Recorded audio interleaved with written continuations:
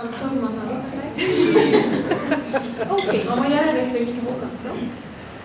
Bienvenue au Multiprisme. Ça me fait plaisir d'être ici aujourd'hui pour vous présenter les derniers résultats sur le roulement des infirmières. Donc, la présentation d'aujourd'hui s'intitule « Comprendre le roulement du personnel comme un processus à partir de l'approche des parcours de vie ».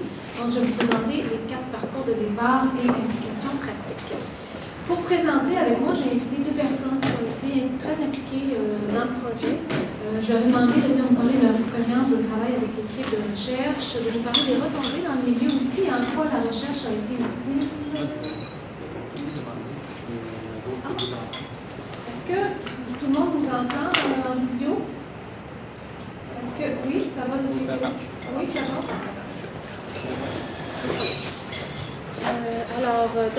Leur demander aussi en quoi la recherche a été utile dans leur pratique. Donc, j'ai invité Rita Lavotte, qui est présidente du syndicat de la catégorie 1, et Micheline Cloutier, qui est chef en relations de travail au SSU. Pour les personnes qui étaient là en 2011, on a déjà présenté en 2011 à un autre Multiprisme certains résultats du projet sur l'utilisation des infirmières.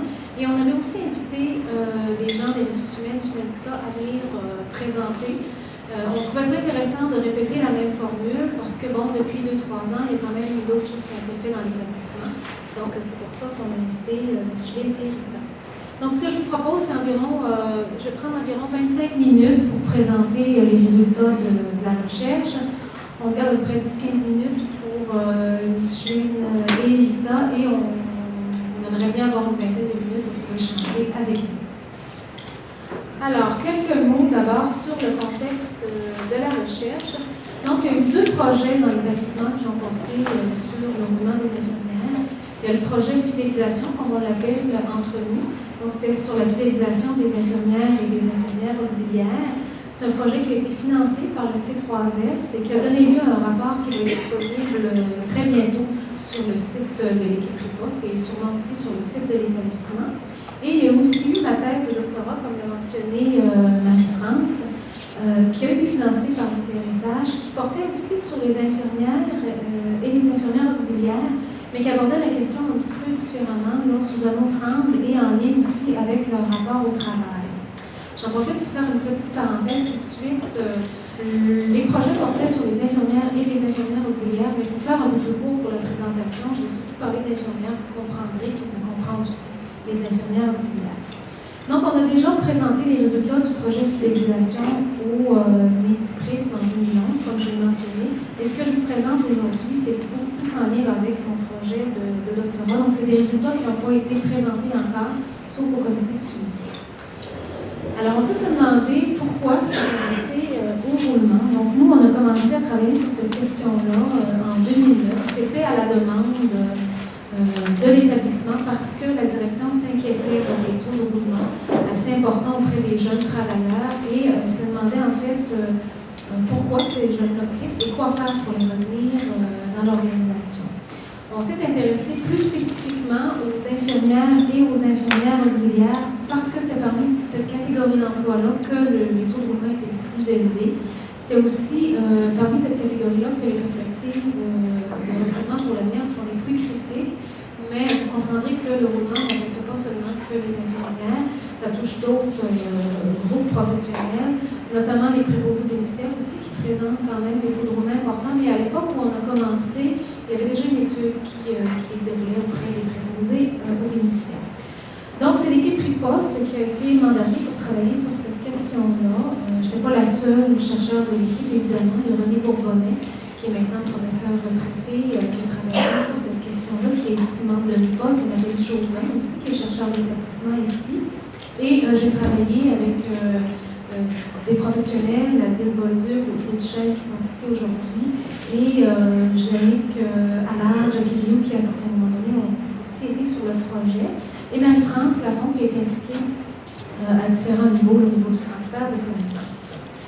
Donc, le projet de recherche, fidélisation, a suivi 2 grandes étapes. Donc, une première étape qui était une phase quantitative, où on a fait l'analyse de l'ensemble des fichiers administratifs de toutes les infirmières auxiliaires qui ont travaillé en 2005 et 2009 au sein de l'établissement. Donc, autant celles qui avaient quitté que celles qui étaient encore en emploi, parce qu'on voulait dégager différents facteurs, les différents facteurs qui expliquent les départs. Une deuxième phase qui a été la phase qualitative. Là, on a fait des entrevues individuelles auprès d'infirmières. Donc, c'est 42 entrevues qui ont été faites, 26 auprès d'infirmières qui avaient fait le choix de quitter leur emploi et 16 auprès d'infirmières qui étaient toujours en emploi. Donc, c'est des entrevues vraiment en profondeur, de durée 2h30, 3 heures qui ont été faites. Les infirmières ont été questionnées sur l'ensemble de leur trajectoire professionnelle. En fait, on voulait mieux comprendre où se situait l'expérience du C3S parmi l'ensemble de leur trajectoire, comment avaient évolué leurs attentes, c'était quoi aussi leur projet d'avenir, pour mieux comprendre globalement leur trajectoire professionnelle. On a mené le projet, comme je le disais tantôt, en étroite collaboration avec les partenaires du milieu. Donc, il y a un comité de suivi qui a été mis sur pied. Un comité qui était composé de plusieurs personnes de l'établissement. Donc, il y avait la DRH qui était sur le comité, la DSI, la direction de l'enseignement et de la recherche, le conseil des infirmières et des infirmiers auxiliaires, le conseil des infirmières et des infirmiers et le syndicat également. Et il y avait aussi des gens de d'autres organisations, donc la Caisse était là, l'Ordre régional des infirmières et des infirmiers était là, et le ministère aussi. Le comité a été très, très actif. Ils ont été aussi très assidus et ça donnait lieu à des échanges très intéressants. Donc, un comité qui était prêt à regarder ce qui se passait dans le milieu, à se questionner aussi et à trouver des solutions. Ils ont été très actifs à toutes les étapes de la recherche. C'est avec le comité qu'on a aussi défini la question de recherche. Donc, qu'est-ce qui motive autant de jeunes infirmières à vouloir quitter leur emploi? Et ils ont participé, comme je le disais, à toutes les étapes de la recherche. On a identifié avec ce comité-là des pistes d'action aussi. Et on a aussi fait un exercice pour identifier les différents leviers au niveau local, régional et provincial pour pouvoir agir sur le roulement, parce qu'on sait que même si les problèmes se vivent au sein des établissements, les solutions doivent être réfléchies aussi à d'autres instances. Et les travaux se poursuivent parce que, après la dernière présentation des résultats finaux, il y a un comité qui a été mis sur pied qui est pour reprendre, continuer en fait la réflexion sur le mouvement et poursuivre les réflexions sur les mesures à mettre en place. On a fait tout un travail de transfert d'appropriation dans le milieu en faisant des présentations dans différents comités. Et il y a aussi un sondage sur les motifs de départ qui a été fait en 2011. Donc, comme le projet visait surtout les infirmières, on a voulu aussi, à la demande de l'établissement, documenter les motifs de départ des autres catégories d'emploi. Donc, quelques mots sur l'approche, parce que ça va vous permettre de mieux comprendre dans quelle perspective on a abordé la question du roulement. Donc, on s'est basé sur la perspective des parcours de vie. Et cette perspective-là nous permettait en fait de conceptualiser la décision de quitter comme un processus. Et ce qui nous intéressait, nous, c'était pas nécessairement juste de comprendre les motifs de départ, parce que ça avait été quand même fait dans d'autres projets, mais de comprendre l'enchaînement des événements qui mènent à la décision de quitter son emploi. Et ça nous permettait aussi de réfléchir à ce qu'on pouvait faire en amont de la décision de quitter, parce qu'une fois que la décision de quitter est prise, il est généralement trop tard. Donc, on a considéré la décision de quitter comme un processus en lien avec... Donc, en lien avec les différentes dimensions de la vie des individus, donc le travail, la famille, la vie personnelle, les problèmes de santé aussi, en lien avec la vie des proches. Donc, on sait qu'il y a beaucoup d'infirmières qui ont des enfants malades ou vont s'occuper d'enfants handicapés, que ce soit ça peut être leur conjoint, ça peut être leurs parents aussi. Donc, c'est des éléments-là qui ont un impact sur la façon de vivre le travail. On a considéré aussi les valeurs et les attentes à l'égard du travail qui évoluent à travers le temps et la phase de la vie qui réfère à des réalités spécifiques qui peuvent aussi influencer la manière de vivre le travail. Donc, rapidement, je reviens un peu sur ce qu'on a déjà présenté par rapport au projet fidélisation. Donc, on a déjà présenté les résultats du volet quantitatif et à travers l'analyse des fichiers administratifs, finalement, on s'est rendu compte que le problème de roulement, ce n'était pas juste un problème de jeunes, mais qu'il y avait aussi beaucoup de roulement parmi les autres catégories d'âge. En fait, ce qui est significatif, c'est ce n'est pas nécessairement l'âge, mais l'ancienneté. C'est parmi les infirmières qui ont moins de 5 ans d'ancienneté qu'on retrouve le taux de roulement le plus important. Et ça, parmi toutes les catégories d'âge. Donc, avec le comité de suivi, on a convenu qu'on allait élargir la réflexion sur le roulement à l'ensemble des catégories d'âge et qu'on n'allait pas juste réfléchir à des mesures pour les jeunes. On a aussi présenté les résultats du volet qualitatif. Donc, on a présenté les résultats de l'analyse comparative entre celles qui restent et celles qui quittent. Ça nous a permis de dégager 6 grands enjeux qui font une différence dans le fait de rester ou de quitter. Donc, on a identifié l'accueil, l'orientation, l'encadrement, le travail avec la clientèle de son choix, le sentiment aussi d'améliorer de façon continue sa situation, mais ça se pose beaucoup en termes d'horaire et de stabilité. L'équipe de travail aussi, donc toute la question de la stabilité de l'équipe, la cohésion, le soutien du supérieur immédiat et les conditions de travail et de famille qui font une différence. Les résultats qualitatifs nous ont aussi permis de constater que parmi les 26 personnes qui ont quitté, il y en a 5 que l'établissement n'avait pas pu retenir pour différentes raisons, soit parce qu'elles voulaient travailler vraiment auprès d'une clientèle spécifique, ou bien qu'elles ont reçu des offres d'emploi beaucoup plus intéressantes que l'établissement n'aurait pas pu vraiment faire mieux. Mais il y en a quand même 21 personnes qui auraient pu être retenues selon certaines conditions. Donc, il faut aussi retenir en fait qu'un taux de roulement normal, donc l'établissement ne peut pas agir sur tous les départs. Alors aujourd'hui, ce que je vous présente, en fait, c'est 4 parcours de départ. Ce sont des résultats qui sont basés, entre autres, sur l'analyse des fichiers administratifs, mais cette fois-ci vraiment des infirmières de moins de 35 ans, et des entretiens individuels qui ont été faits auprès des 26 personnes qui ont quitté, évidemment, étant donné que c'est des parcours de départ. Donc, je tiens à le rappeler, ce qu'on présente ici, ce n'est pas nécessairement représentatif de l'expérience de toutes les infirmières de moins de 35 ans au C3S, parce qu'il y en a beaucoup d'infirmières de moins de 35 ans qui ont fait le choix de rester. Donc, c'est vraiment les résultats qui concernent celles qui ont décidé de quitter, donc les parcours de départ. Alors, j'arrive aux résultats.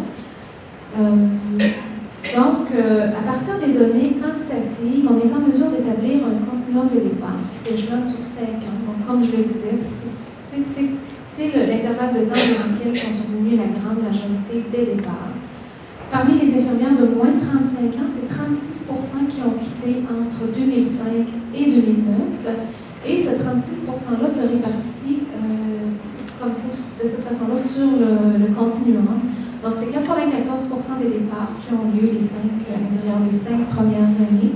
Mais on voit quand même que les 18 premiers mois sont critiques. C'est 62 qui quittent à l'intérieur des 18 premiers mois, mais quand même un nombre très important les 6 premiers mois. Entre 18 mois et 5 ans, c'est 32 % des départs qui surviennent. Donc, c'est beaucoup moins important. C'est sur une période plus longue aussi, c'est un nombre moins important. Mais il ne faut pas oublier que ce sont des infirmières expérimentées à ce moment-là qui quittent. Et c'est très coûteux aussi pour l'organisation. Donc, à partir de ce continuum-là et des entretiens individuels, on a identifié 4 parcours de départ qui s'inscrivent dans des temporalités différentes.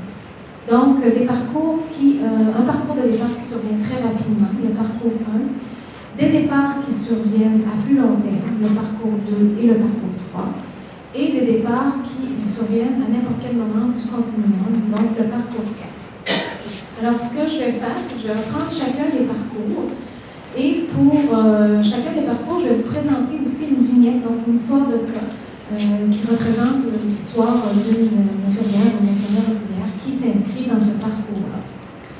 Alors, le parcours 1, comme je le disais, ce sont des départs qui se produisent très rapidement, donc généralement à l'intérieur des 6 à 8 premiers mois. Les infirmières ressentent un écart important. Les infirmières dans ce parcours-là vont ressentir un écart important entre leurs attentes à l'égard de l'emploi et leur réalité de travail, qui est souvent vécu comme un véritable choc par plusieurs.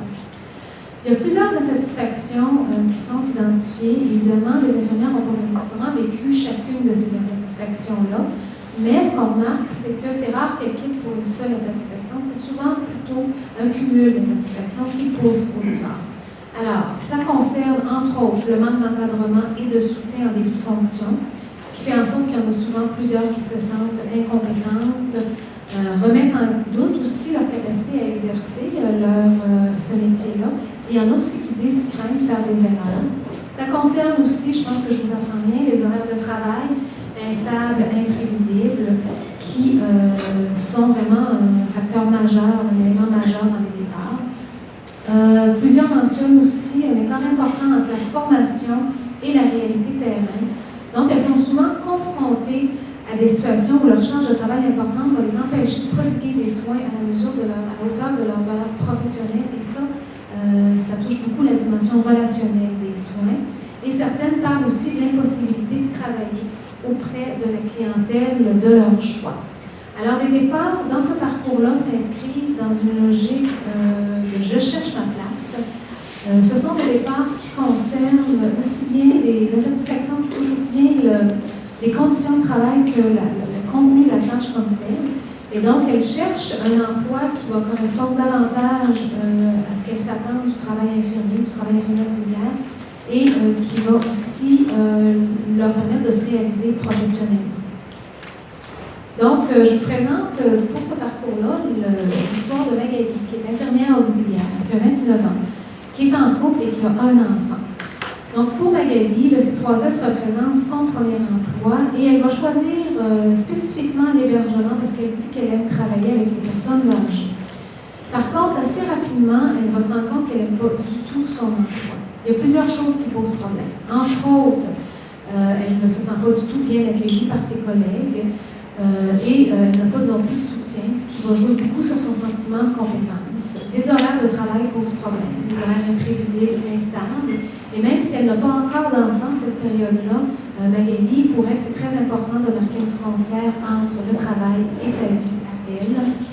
Au niveau des tâches aussi, il y a des difficultés qui sont vécues. Elle dit qu'elle fait souvent des tâches de préposés aux bénéficiaires, qu'elle ne peut pas non plus vraiment utiliser ces techniques de soins, et finalement, elle se considère davantage comme un boiteur de pilules, comme elle va dire.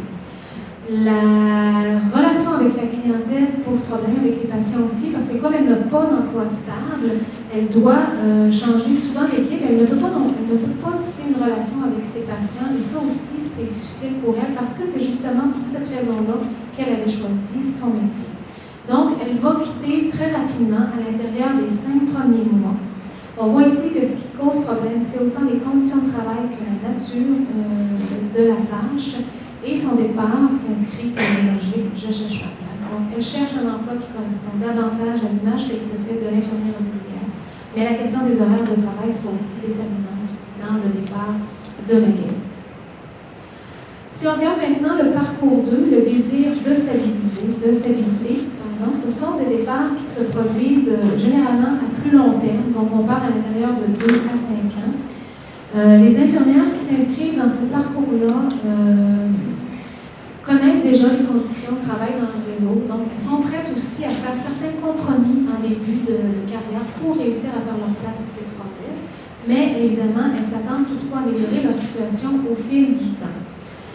Donc, les infirmières dans ce parcours-là aimaient leur travail. C'est pour ça qu'elles sont restées aussi longtemps. Mais il y a des difficultés, et il y a des difficultés qui sont surtout liées encore là au manque de stabilité en emploi. Donc, les horaires de travail imprévisibles, instables, mais aussi le cumul de plusieurs contrats. Et au fil du temps, la situation va devenir plus difficile à vivre subjectivement à cause d'un certain essoufflement, d'une usure provoquée par le temps, d'un certain pessimisme aussi par rapport à une amélioration possible de sa situation, mais aussi parce que l'instabilité et la précarité vont devenir un frein à la réalisation de soi dans les autres domaines de la vie.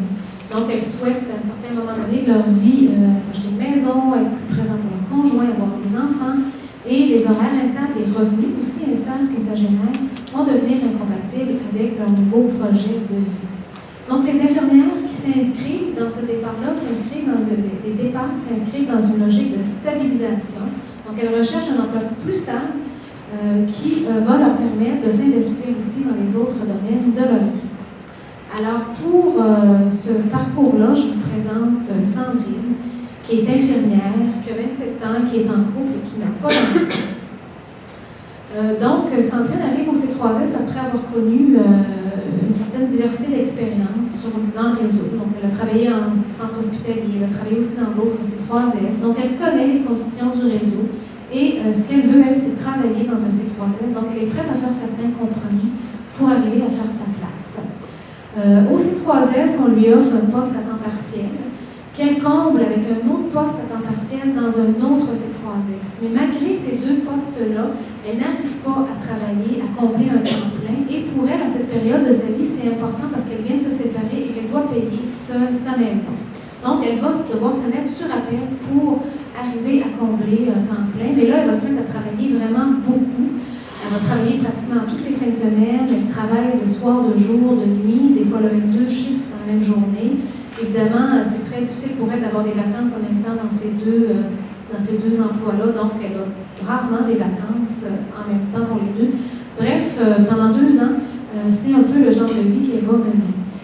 Elle va quitter ces 3S à partir du moment où elle va projeter avoir des enfants avec son nouveau conjoint.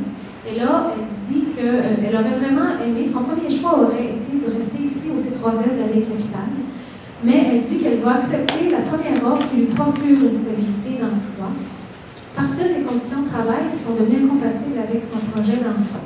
Et c'est l'autre C3S qui va lui offrir cette possibilité-là. Donc, elle va quitter après 2 ans pour un emploi plus stable et son départ s'inscrit dans une logique de stabilisation. Maintenant, le parcours 3. Le parcours 3, ce sont des départs qui surviennent aussi à plus long terme. Ce sont des infirmières qui travaillent depuis un certain temps au C3S et qui arrivent à une autre phase de leur vie, soit professionnelle, comme dans le cas du parcours 3A que je vais vous présenter, ou familiale, comme dans le cas du parcours 3B. Donc, ces infirmières-là éprouvent d'autres besoins par rapport à leur travail, compte tenu de leur nouvelle situation, et à ce moment-là, l'établissement n'est pas en mesure de répondre à ces nouveaux besoins-là. Alors, le parcours 3A, c'est plus en lien avec le fait de relever de nouveaux défis. C'est Gabrielle, qui est infirmière, qui a 29 ans, qui est en couple et qui n'a pas d'enfant. Gabrielle arrive au C3S après une expérience très éprouvante en centre hospitalier. C'est d'ailleurs pour cette raison-là qu'elle a décidé de commencer une maîtrise pour se sortir d'un milieu de travail très difficile, s'éloigner aussi de la clientèle et des soins directs aux patients parce que ça l'a beaucoup heurté dans ses valeurs professionnelles, le fait de ne pas pouvoir prendre assez de temps pour bien s'occuper de ses patients.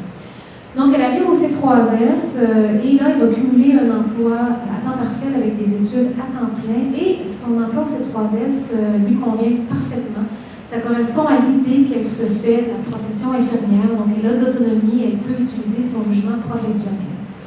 Gabrielle va par contre quitter après 3 ans quand elle va obtenir son diplôme de maîtrise parce qu'elle souhaite utiliser ses nouvelles compétences. Et même si elle aurait vraiment aimé rester au C3S et continuer à évoluer professionnellement dans l'établissement, à ce moment-là, il n'y avait pas vraiment d'ouverture pour elle pour obtenir un emploi où elle aurait pu utiliser ses nouvelles compétences. Donc, Gabrielle va quitter et son départ va s'inscrire dans une logique de développement professionnel. Maintenant, le parcours 3B, c'est beaucoup plus en lien avec la recherche d'un équilibre entre le travail et la famille. Je vous présente Maryse, infirmière, 32 ans, en couple, 2 enfants. Maryse arrive au C3S après une certaine expérience aussi dans le réseau. Et assez rapidement, elle réussit à se trouver un emploi stable de soir, ce qui lui convient parfaitement parce que son conjoint, qui est aussi infirmier, travaille aussi de soir. Donc, ils réussissent de cette façon-là à trouver un équilibre assez confortable. Tous les deux s'occupent des enfants le jour et ils ont trouvé une garderie qui était ouverte de soir. Les problèmes vont commencer pour Maryse quand son fils va commencer l'école. Et là, le travail de soir va devenir beaucoup plus difficile sur la vie familiale. C'est à partir de ce moment-là que Maryse souhaite trouver un emploi de jour, mais ça va être beaucoup plus difficile pour elle que pour son conjoint, qui lui va se trouver quand même assez rapidement un emploi de jour. Mais pour Maryse, il n'y a pas vraiment d'ouverture pour elle à ce moment-là au C3S. Donc, elle va être placée devant un choix assez déchirant parce que son emploi de soir, elle aime beaucoup, elle aime son équipe, c'est pas parfait, il y a certaines insatisfactions, mais en gros, elle apprécie cet emploi-là, mais elle souhaite aussi s'investir dans sa vie familiale et être présente pour ses enfants le soir. Elle va finalement prioriser sa vie familiale, elle va quitter ses 3S, elle va quitter sa stabilité d'emploi pour un autre emploi dans un autre C3S ou elle devra recommencer à zéro et cumuler les contrats parce qu'elle perd son ancienneté. Donc, son départ à elle s'inscrit dans une logique de conciliation du travail et de la famille. Maintenant, le parcours 4, faire face aux imprévus. Comme je le disais tantôt, ce sont des départs qui surviennent à n'importe quel moment du continuum. C'est souvent un événement déclencheur soudain et imprévisible qui va provoquer la pensée de quitter. Les infirmières dans ce parcours-là, avant la survenue de cet événement-là, n'avaient pas pensé quitter l'établissement. Donc, c'est vraiment l'événement déclencheur qui pousse au départ. Ces événements-là peuvent être de différents types. On en a vu beaucoup qui étaient causés par des changements organisationnels qui affectent l'horaire de travail. Par exemple, les changements qui, par exemple, sur l'horaire de jour va commencer plus tôt. Ou quand ça veut dire pour l'infirmière la diminution du nombre d'heures. Donc ça, c'est vraiment le plus fréquent. Ensuite, le manque de soutien du supérieur fait en sorte qu'il y en a certains qui ont quitté. Ça se présente beaucoup, ça, quand par exemple il y a une plainte de la famille ou du patient et que le supérieur n'est pas là pour soutenir l'infirmière. Certaines opportunités d'emploi aussi, je l'ai mentionné tantôt, qui étaient plus avantageuses ailleurs, et des problèmes de santé. Ça se pose beaucoup, ça, quand la personne cumule 2 emplois et qu'un problème de santé l'oblige à choisir entre les 2 emplois. Donc, souvent, la personne doit choisir l'emploi qui offre le plus de stabilité, et dans ce cas-ci, c'était dans d'autres C3S. Ici, en termes de logique, ce sera des logiques qui seront différentes selon la nature de l'événement, et ça reprend les 4 mêmes logiques que j'ai soulevées tantôt.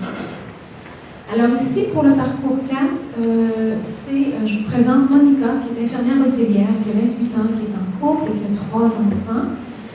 Pour Monica, le C3S représente son premier emploi, donc elle n'a pas vraiment d'expérience dans d'autres secteurs. Quand elle commence au C3S, elle a déjà 2 enfants. Et elle ne trouve vraiment pas ça si facile que ça, s'intégrer, elle ne trouve pas ça si facile que ça non plus, à avoir à apprendre son travail, mais graduellement, elle en arrive à se sentir de plus en plus à l'aise. Elle va avoir va tomber enceinte une 3e fois et va être retirée du marché du travail pendant à peu près 1 an et demi, parce qu'elle va avoir un retrait préventif et ensuite son congé de maternité.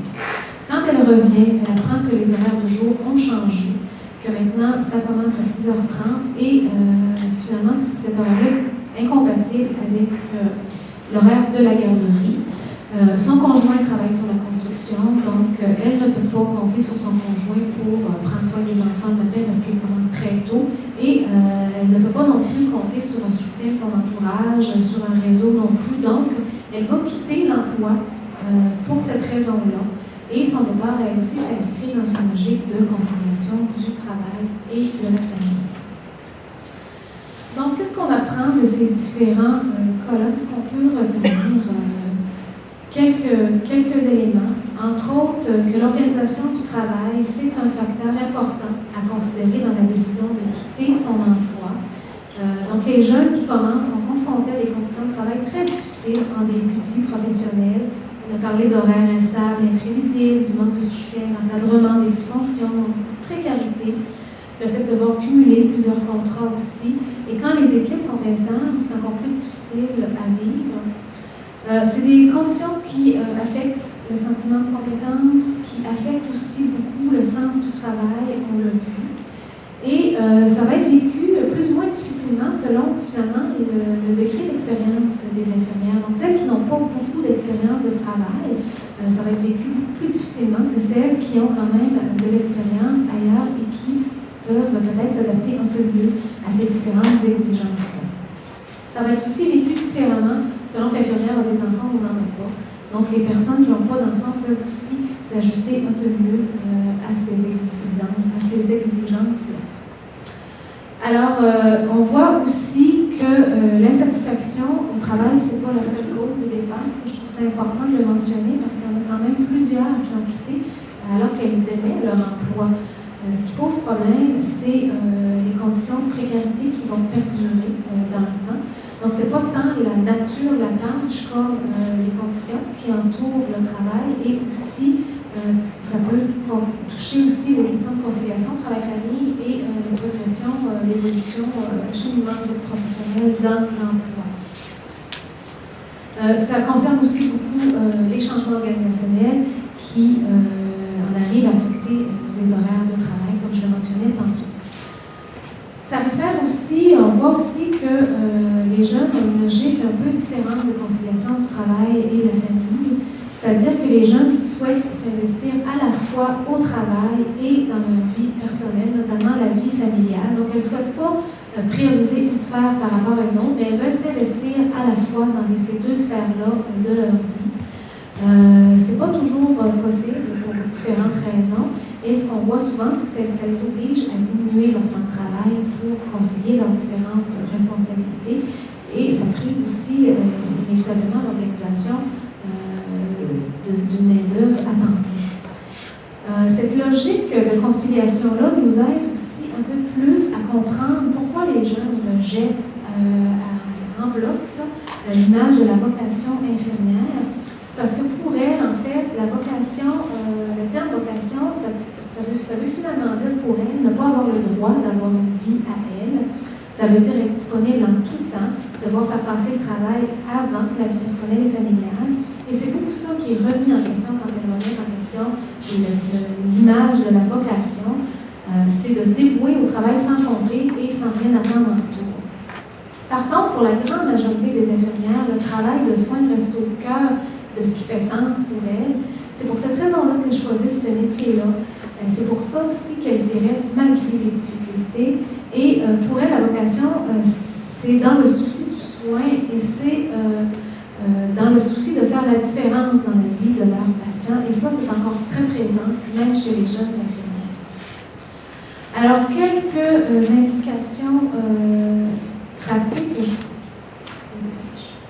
Je vais aller très vite, en fait, parce que probablement que Micheline et Rita y reviendront, mais le fait de conceptualiser les départs comme un processus, en fait, ça nous a permis de mieux comprendre non seulement comment intervenir, mais aussi quand intervenir pour agir sur les problèmes de roulement. Donc, agir à court terme, évidemment, parce qu'on a vu, il y a beaucoup de départs qui surviennent à court terme. Donc, ça touche l'accueil, le soutien, l'encadrement. Sur la période de 18 mois, avec un suivi un peu plus resserré pour les 6 premiers mois. Ça concerne aussi la question des horaires de travail. Mais on l'a vu, c'est pas suffisant d'agir à court terme. Il faut aussi agir à plus long terme et en continu. Encore là, au niveau de la stabilisation des infirmières, répondre aussi aux besoins changeants en termes de progression de carrière, de conciliation du travail et de la famille. Et ça réfère aussi à la stabilisation des équipes et la stabilisation du supérieur immédiat, parce qu'on a vu dans les entrevues que le fait qu'il y ait beaucoup de roulement aussi au niveau des supérieurs immédiats, ça participe aussi au roulement des infirmières. J'arrête là.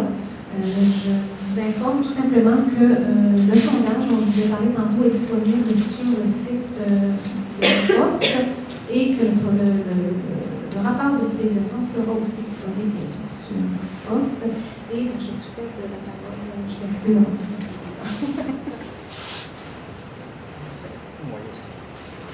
Bonjour, alors moi je suis Micheline Coussy, je suis la chef des relations de travail. Alors, en tout cas, je vais vous expliquer un petit peu certains volets qu'on a travaillé ensemble conjointement, le syndicat et moi.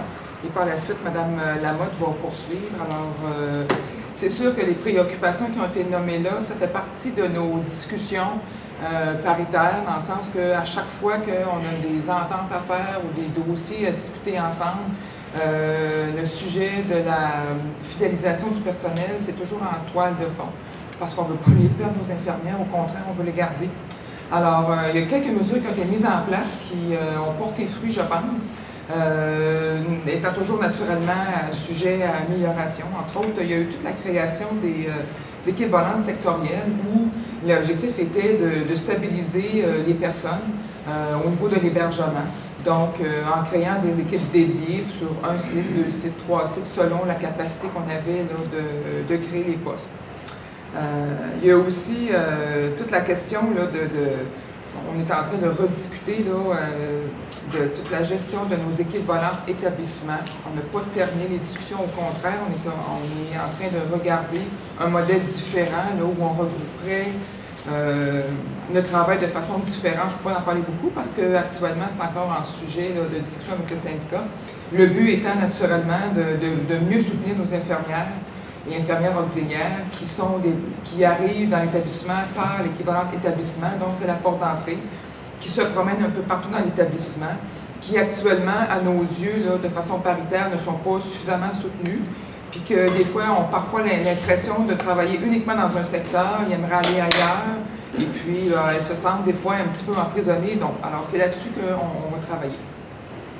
On a aussi, au niveau de l'hébergement, travaillé sur ce qu'on appelle toute la préaffectation, donc la gestion des horaires. Alors l'intention était de stabiliser le plus possible, donc on a des calendriers de 6 semaines, donc on recueille tous les besoins de remplacement et les personnes ont leur horaire d'avance. Alors ça, c'est sûr qu'on ne l'a pas uniquement pour les infirmières auxiliaires, on l'a aussi pour les préposés. Donc c'est sûr que ça fait le bonheur de tous parce que les personnes savent d'avance où elles vont travailler. Donc, on n'a pas d'entente officielle là-dessus. Il faut s'assurer toujours que paritairement, on s'entend qu'il n'y a personne de lésé. Mais c'est sûr que le fait d'avoir son horaire d'avance, comme disait tout à l'heure Mme Côté, ça répond à une des préoccupations. Donc, il y a aussi un volet que je n'ai pas parlé encore, mais parce que je suis un petit peu moins au fait, mais c'est existant, on a eu quand même toute la bonification du programme de préceptorat, qui est un plus pour l'ensemble des infirmières, puisqu'il permet de mieux accompagner nos infirmières qui ont 2 ans et moins d'expérience clinique. C'était l'intention du programme de préceptorat. Et maintenant, il n'est pas seulement accessible à ce groupe-là, il est aussi accessible aux personnes qui veulent changer là, de mission, soit d'hébergement à CLSC. Donc voilà, je vais passer la parole à Mme Lamotte. Vous avez remarqué à quel point on a une belle collaboration, parce que c'est vrai que la préaffectation, il l'a dit, on n'avait pas d'entente là-dessus. Quand même. Alors moi, je vais juste vous ramener par rapport à la loi 30, qui a fait en sorte qu'on a dû fusionner les établissements. On prendrait que lorsqu'on œuvrait dans un milieu, exemple un CLSC avec 100 personnes, puis qu'on se retrouve avec un C3S, avec pour notre catégorie plus de 1000, même 1100 membres, infirmières auxiliaires, comprenez bien qu'effectivement, le sentiment d'appartenance, il a pris le bord. Puis en plus, ce qu'il faut comprendre, c'est que ça amène une mobilité, alors d'où, je vous dirais, des équipes moins stabilisées. Et c'est sûr et certain que pour les jeunes, peu importe la formation que l'on reçoit, la réalité terrain, hein, c'est pas nécessairement dans les livres qu'on l'apprend. Alors, c'est important qu'on se sente intégré dans une équipe puis qu'on ait du support à l'équipe. Mais c'est difficile d'atteindre ça avec le volet dont je viens vous parler. Ensuite, je vous dirais, nous, la manière dont ça s'est fait, premièrement, je veux remercier l'ensemble des acteurs autour de la table. Tout le monde avait un but commun. Être attractif, garder nos gens, les garder heureux au travail, parce que des gens heureux au travail, c'est des clientèles qui en bénéficient. Les clientèles, il ne faudrait peut-être pas l'oublier, là. C'est monsieur, madame, tout le monde, qui relève aussi de nos familles, duquel on sera peut-être un jour aussi, hein, des gens qui profiteront de ce système-là en espérant qu'il sera adéquat. Alors, j'espère que tout le monde ensemble, on n'aura pas le regret de se dire on aurait donc dû, quand c'était le temps, de prendre les mesures en conséquence. C'est pour ça qu'on a une table commune, puis tout le monde y met du sien. Nous, je vais vous dire que le désavantage d'être un C3S a amené aussi, avec la loi 30, puis avec la réforme, une décentralisation de 26 matières qui étaient négociées au niveau national. C'est ramené au local. D'où l'importance au niveau local de pouvoir regarder c'est quoi la réalité terrain. Il faut s'adapter. On ne peut pas avoir une vision mur à mur. Il faut avoir une ouverture par rapport à qu'est-ce qu'on est comme institution, quelle offre de service qu'on a, qu'est-ce que nos salariés, nos membres pour nous désirent pour pouvoir œuvrer dans ça, puis avoir le sentiment profond qui peuvent exploiter leur plein potentiel de compétences. Alors nous, la manière qu'on a regardé, c'est via des ententes. Alors on a vérifié certaines choses. Exemple, on a permis un aménagement du temps de travail. Ça, c'est une entente qui offre l'opportunité à l'infirmière ou l'infirmière auxiliaire de convertir différents avantages sociaux. Exemple, les primes de nuit, les vacances, certains congés fériés, congés de maladie, en jours de congés répartis par semaine lui permettant de travailler, selon son ancienneté, des périodes de paix de 2 semaines, soit travailler 8, soit travailler 9 à certains moments de l'année, mais avoir moins de jours de présence-travail en convertissant des primes. Une autre entente aussi, c'était l'entente des quarts de travail de 12 heures les fins de semaine. Puis là, je vais vous dire, on a commencé ça avec un groupe parce qu'on y va de façon, je vous dirais, micro, dans le but d'en faire une condition gagnante pour pouvoir l'exporter à l'ensemble ensuite des salariés du C3S. C'est qu'à ce moment-là, on avait un découvert les fins de semaine, de soir, de nuit surtout, de personnel qualifié. On se retrouvait avec des agences. J'ai rien contre la médiane indépendante, mais moins qu'on les voit, mieux qu'on se sent, parce que ces gens-là ne sont pas au courant de notre clientèle, connaissent pas nos particularités. Souvent, quand elles arrivent en devoir pour combler un corps de travail, ce qu'elles font, on leur laisse le minimum. Les régulières prennent, autrement dit, la charge plus grosse parce que ce serait trop lourd à expliquer, juste de faire un tour du département. Déjà, sont fatigués, puis ils font ça souvent, notre personnel régulier. Donc, ce qu'on a fait, on s'est rendu compte qu'on avait découvert les fins de semaine.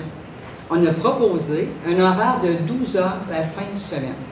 Ce qui fait qu'au lieu de travailler une fin de semaine sur 2, bien, j'en travaille une. Autrement dit, j'en ai une de congé de plus. Fait que j'en fais une sur 2, j'en ai une de plus de congé aux 3 semaines. Mais la fin de semaine que je travaille, je la rentre en 12 heures. Ce qui fait qu'au lieu d'avoir besoin, exemple, j'aurai une infirmière par chaque corps de travail, ça m'en fait 3 pour le 24 heures. Je vais couvrir mon 24 heures par 2 infirmières. C'est une personne de moins, donc une absence de moins à gérer. Puis à ce moment-là, sur semaine, j'ai mon horaire régulier, mais la fin de semaine que je travaille, je le fais en 12 heures. Mais j'en travaille une sur 3 au lieu d'en faire une sur 2. Donc, on commence tranquillement. Et puis à date, en tout cas, les commentaires qu'on a reçus pour le petit secteur, ça va bien, puis on va espérer que ça va être exporté. L'autre entente aussi qu'on est à regarder, c'est une entente de 7-7 pour les vacances. Parce que vous savez que nos jeunes infirmières qui rentrent dans nos rangs n'ont pas des vacances là, au mois de juillet. Là, hein? Alors, on a trouvé aussi une formule qui peut être intéressante. L'entente est basée sur des modèles qui existent ailleurs. Là. On n'a pas inventé la roue là-dessus. Qui consiste en un couplage de 2 infirmières ou infirmières auxiliaires, évidemment, qui assument mutuellement leur remplaçant à tour de rôle, le remplacement à tour de rôle, une semaine sur 2 durant les vacances d'été. Donc, pour toute la période de 3 mois, on pourrait dire d'estival, bien, ils en travaillent une, ils en ont une de congé. Ils en travaillent une, ils en ont une de congé. Donc, ils prennent une prorata de leur semaine de vacances. Fait que si dans 15 jours, ton salaire à temps plein, c'est 10 quarts de travail, puis tu en travailles 7, bien, à ce moment-là, tu vas aller mettre des jours de vacances pour arriver à ton temps complet. Fait que tu convertis une partie de tes vacances que tu vas ajouter là, ce qui fait que finalement, tu as un salaire à plein temps, mais une semaine sur 2, tu peux aller promener avec tes enfants, tu es en congé. Fait que ça, c'est un projet qu'on a mis sur la table, puis qu'on a présenté. Puis ce soir, on va présenter une autre entente aussi, en espérant qu'elle va faire l'affaire de tout le monde. En tout cas, on s'est entendu paritairement avec l'employeur. Vous savez que nos GMF-CRQ, c'est un partenariat public-privé. Et vous savez qu'on a des horaires, surtout lorsqu'elles deviennent CRQ, nos GMF, à ce moment-là, des horaires qui peuvent aller jusqu'à 21h, 22h le soir, parce que c'est ouvert. Alors là, on va présenter une entente ce soir pour que le corps de travail de jour, pour ce secteur-là, et je dis bien ce secteur-là de façon exclusive, pour que ce secteur-là puisse avoir un horaire de jour pouvant s'échelonner jusqu'à 22 heures. On comprend, là, ils ne font pas plus que leur corps de travail, mais s'ils commencent à midi, on finit à 20 heures, bon, ils ne font pas plus qu'un corps régulier de travail à l'intérieur de cette plage horaire-là. Puis le but de ça, c'est que l'ensemble des salariés qui œuvrent là préféraient, au lieu d'avoir une qui fait tous les soirs, préféraient de beaucoup se partager l'inconvénient de soir entre elles afin de garder une expertise toujours adéquate. Alors nous, on a beau que le syndicat ait avoir une convention, qui sommes-nous pour aller à l'encontre d'un souhait des salariés si ça n'empêche pas personne d'être heureux là-dedans et qu'on dessert davantage la clientèle? C'est ça l'ouverture d'esprit dont on fait preuve pour que notre monde ici soit heureux et qu'on se démarque des autres C3S. Alors, en ce qui me concerne, ça fait le tour et je considère qu'on a encore du pain sur la planche, mais heureusement, on a le support de tous ces acteurs-là, puis je vous dirais, Moi, je fais le tour des cégeps au printemps pour vendre notre C3S et leur expliquer c'est quoi le syndicalisme. Mais je me rends compte malheureusement, trop malheureusement, que nos jeunes qui sortent des collèges ne connaissent pas la réalité des terrains. Stage de nuit en hébergement, c'est pas une mauvaise chose. De jumeler aussi les formations pour ceux qui rentrent de l'hébergement avec des infirmières du soutien à domicile pour développer leur leadership, pour prendre confiance en leurs compétences. Ça aussi, il faudrait le regarder. Il y a des endroits où ça s'est fait et ça a été une réussite. Mais encore faut-il qu'on ait quelques sous qui nous sommes dévolus. Je ne suis pas quand même la financière du budget. Merci. Juste pour compléter un dernier petit commentaire, l'entente d'aménagement de temps de travail qu'on a parlé, on est les premiers dans la province de Québec à l'avoir négociée parce qu'elle était prévue dans la Convention nationale, mais avec toutes les considérations technologiques et tout ce que ça implique, c'était difficile, mais on a foncé. Puis on s'est dit, même s'il y a 3 personnes, 4 personnes qui en bénéficient, bien, au moins on l'aura fait. Donc, il y en a d'autres qui ont suivi par après. Peut-être un petit retour aussi sur l'accueil et l'orientation, parce que je n'en ai pas parlé tout à l'heure. En fait, c'est qu'on a amélioré, là, quand même, c'était pris en considération beaucoup les problématiques qu'on avait. Donc, il y a des changements qui ont permis d'offrir une orientation d'une plus grande qualité aux nouvelles infirmières. Donc, on fait l'ajout de 2 journées théoriques d'orientation à l'hébergement et au soutien à domicile. Puis, il y a une prise en charge aussi du volet théorique par les assistantes supérieures immédiates. Donc, ce qui est quand même aidant. Donc, voilà. Puis on a aussi, oui, un autre volet, excusez-moi, parce que je ne suis pas une conférencière aguerrie. Alors, on a aussi procédé au rehaussement des postes des infirmières et infirmières auxiliaires. C'est un travail qu'on a fait là, avec le syndicat. C'est un travail de longue haleine. Ça a été pas toujours évident non plus, parce que le rehaussement des postes, ça veut dire que, oui, on ajoute des journées de travail, mais il faut s'entendre sur comment et où on les envoie, ces personnes-là. Il faut être capable aussi d'avoir des personnes qui comprennent cette réalité-là, puis acceptent les postes, puis aussi comment on allait gérer localement ce rehaussement de postes-là. Donc, on l'a fait de façon paritaire. Donc, nos infirmières auxiliaires ont eu une possibilité de rehaussement jusqu'à 6-14. Nos infirmières autorisées 7-14, et maintenant, on est allé jusqu'à 8-14 pour les infirmières autorisées. Donc, voilà. Merci.